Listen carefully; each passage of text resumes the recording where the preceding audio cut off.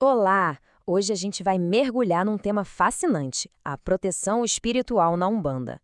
Mas olha só, a gente vai focar numa visão bem específica, a da Escola Iniciática Umbanda Crística. A proposta aqui é entender alguns conceitos que vão bem além do que geralmente se ouve por aí. Vamos começar? Para começar, vamos partir de uma ideia que é bastante familiar para muita gente, que é a do anjo da guarda.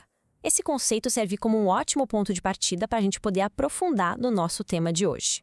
Mas afinal, o que seria exatamente um anjo da guarda? É um espírito ancestral? Um guia? A resposta, na verdade, muda bastante dependendo da crença, da perspectiva religiosa, e é justamente aí que a conversa começa a ficar bem interessante.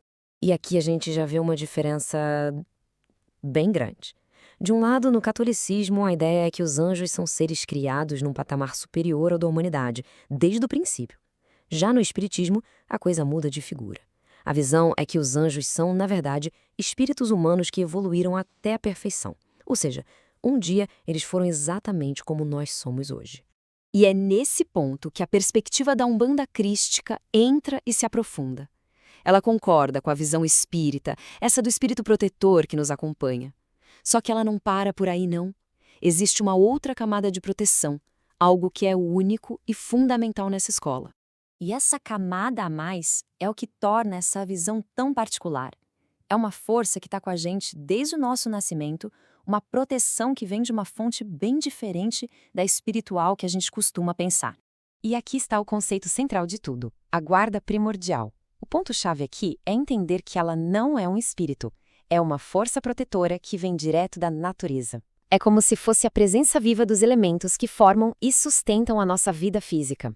Certo, mas do que é feita essa tal de guarda primordial? Como é que essa força da natureza se manifesta em cada pessoa? Vamos dar uma olhada em como isso se constrói. Então, a guarda primordial é formada pela soma de 7 forças elementais: fogo, terra, ar, água, mineral, metal e vegetal.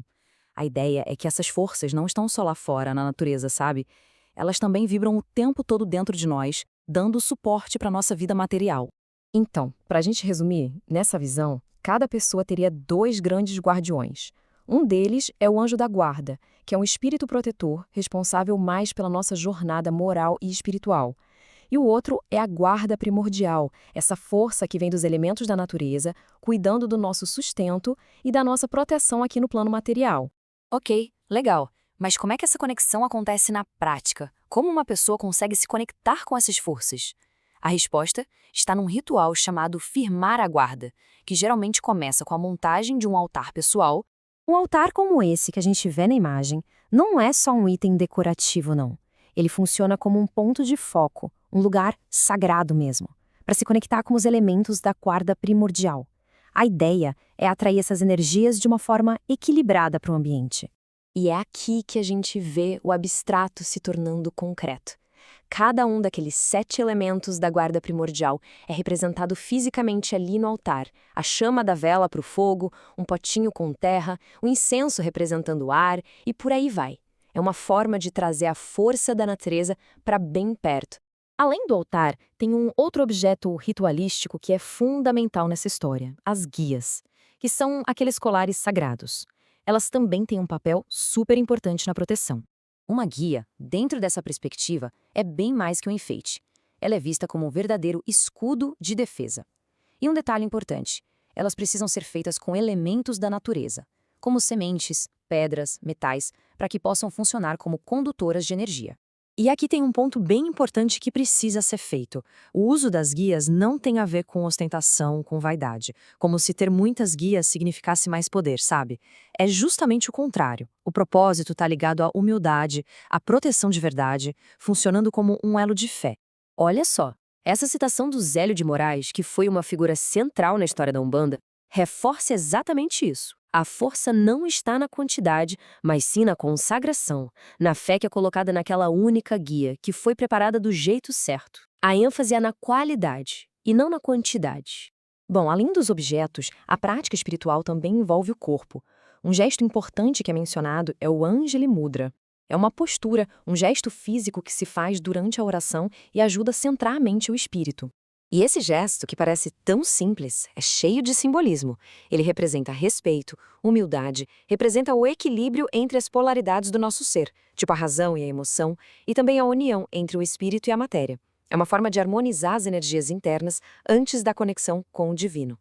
Chegando agora na reta final, a fonte que a gente analisou nos leva a uma conclusão muito poderosa. Depois de falar de altares, de guias, de gestos, o foco se volta para o lugar onde mora o verdadeiro poder. E esse é o ponto-chave. Velas, pedras, colares, nenhum desses objetos tem poder mágico por si só. Eles são ferramentas, são catalisadores. O poder de verdade, a proteção real, nasce da fé e da transformação interior de quem está usando esses objetos.